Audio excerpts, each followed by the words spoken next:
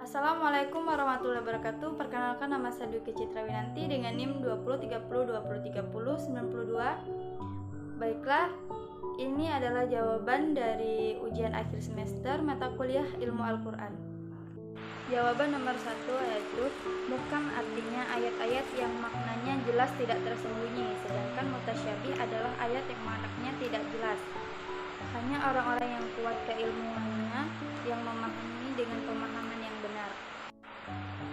Imam Ibnu Katsir rahimahullah berkata, Allah Ta'ala mengatakan bahwa di dalam Al-Quran terdapat ayat-ayat Al-Quran yang merupakan induk Al-Quran, yaitu ayat-ayat yang jelas maknanya tidak tersembunyi pada semua orang. Tafsir Ibnu Katsir. Syekh Ibnu Al-Utsaimin rahimahullah berkata, Allah Tabaraka wa Ta'ala membagi Al-Quran menjadi dua macam, yaitu muhkam dan mutasyabih. Yang dimaksud muhkam adalah yang jelas maknanya dan tidak tersembunyi. Contohnya kata langit, bumi, bintang, gunung, pohon, dan sebagainya. Adapun mutasyabih adalah ayat-ayat yang samar maknanya dan tersembunyi dari kebanyakan manusia. Tidak ada yang mengetahuinya kecuali orang yang kokoh keilmuannya. Contohnya adalah ayat-ayat yang bersifat global dan tidak ada yang mengetahuinya kecuali orang yang kokoh keilmuannya.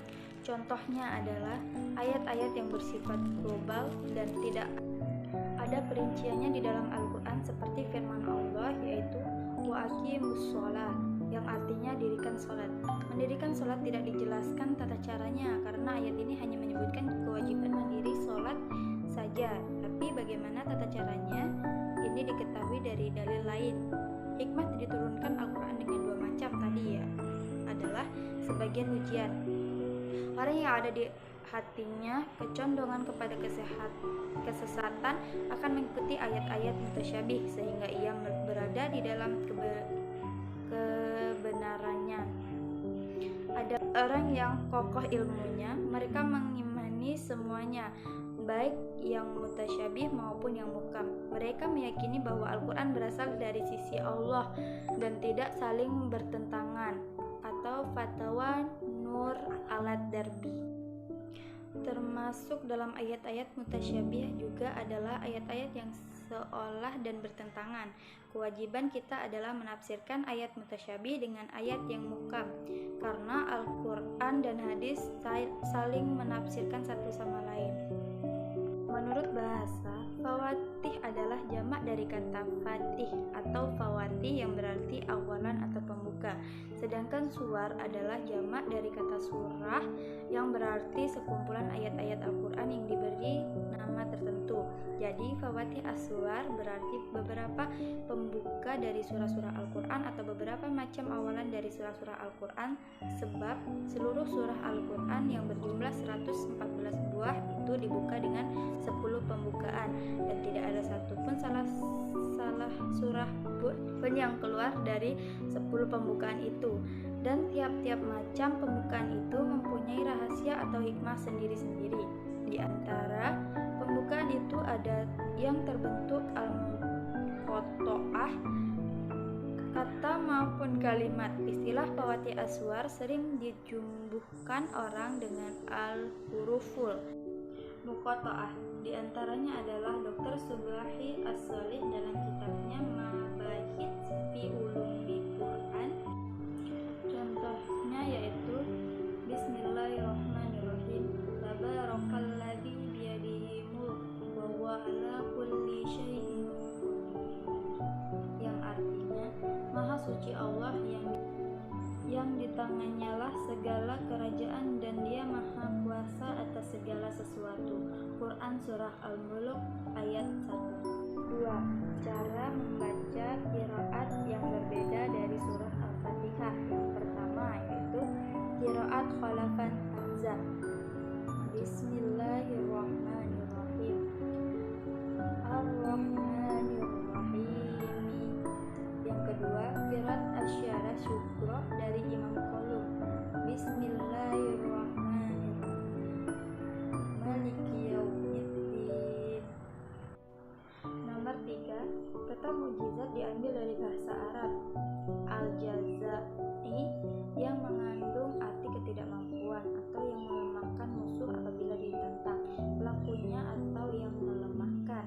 Mengandung makna mubalaghah atau superlatif. Mukjizat didefinisikan antara lain sebagai suatu hal atau peristiwa luar biasa yang terjadi melalui seseorang yang mengaku nabi, sebagai bukti kenabiannya yang ditantangkan kepada orang-orang yang ragu untuk melakukan atau mendatangkan hal serupa, tapi mereka tidak mampu menyanggupi tantangan itu. Dengan redaksi yang berbeda, mukjizat didefinisikan pula sebagai sesuatu luar biasa yang diperlihatkan Allah melalui para nabi dan rasulnya sebagai bukti atas kebenaran pengakuan kenabian dan kerasulan.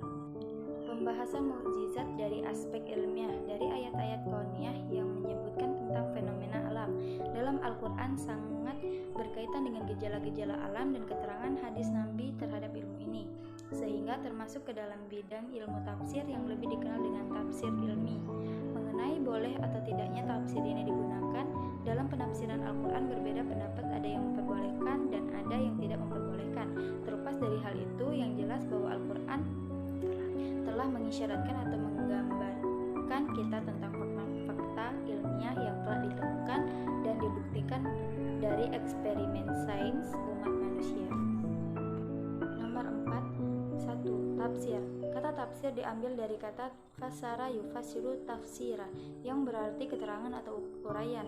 Tafsir menurut istilah ialah ilmu yang membahas tentang cara pengucapan lafaz-lafaz Al-Quran, tentang petunjuk-petunjuknya, hukum-hukumnya baik ketika berdiri sendiri maupun ketika tersusun, dan makna-maknanya yang memungkinkan baginya ketika tersusun serta hal-hal yang melengkapinya. Kedua, takwil. Arti takwil menurut bahasa adalah menerangkan atau menjelaskan, diambil dari kata awwala yu'awwilu ta'wila dan berasal dari kata aul yang berarti kembali ke asal. Takwil menurut bahasa ialah suatu usaha untuk memahami lafaz-lafaz atau ayat-ayat Al-Quran melalui pendekatan memahami arti atau maksud sebagai kandungan dari lafaz tersebut. Yang ketiga, terjemah. Arti terjemah menurut bahasa adalah salinan dari suatu bahasa ke bahasa lain. Adapun yang dimaksud dengan terjemah Al-Quran adalah seperti dikemukakan oleh As-Sabuni, memindahkan Al-Quran ke bahasa lain yang bukan bahasa Arab dan mencetak terjemahan ini ke dalam beberapa naskah agar dibaca oleh orang yang tidak mengerti bahasa Arab, sehingga ia dapat memahami kitab Allah Subhanahu wa Ta'ala dengan perantara terjemahan ini. Syarat dan adab seorang mufasir. 1. Sahihnya akidah si mufasir. Seorang yang ingin menafsirkan Al-Quran haruslah seorang yang lurus akidahnya. Yang kedua, menguasai bahasa Arab. Seorang yang akan menafsirkan Al-Quran wajib menguasai bahasa Arab, karena bahasa Arab merupakan bahasanya Al-Quran. 3. Menguasai ilmu usul fikih. Ilmu ini merupakan ilmu yang wajib dikuasai oleh seorang mujtahid. Ilmu ini juga wajib bagi mufasir yang ingin menggali hukum dari ayat-ayat Al-Quran. Dengan ilmu ini dapat diketahui bagaimana cara menggunakan dalil, atau dalam hal ini adalah Al-Quran, yang dari dalil tersebut bisa diambil kesimpulan hukum tentang suatu perkara. 4. Menguasai ilmu usuluddin. Ilmu ini wajib dikuasai oleh setiap mufasir agar tidak keliru dan tergelincir dalam akidahnya dengan akidah yang sahih. 5. Menguasai ulumul Quran. Untuk memahami Al-Quran dengan benar, mau tidak mau seorang mufasir harus menguasai ulumul Quran. 6. Mengetahui hadis-hadis Nabi yang berisi tafsir terhadap ayat-ayat Al-Quran. 7. Mengetahui tafsir sahabat. Setelah Nabi, para sahabatlah yang paling mengetahui Al-Quran karena mereka hidup di masa turunnya Al-Quran. Hari-hari mereka dihabiskan dengan membersamai Sang Rasul, sang penerima wahyu. Baiklah, mungkin itulah tadi jawaban dari saya. Saya akhiri, wabillahi taufiq wal hidayah. Wassalamualaikum warahmatullahi wabarakatuh.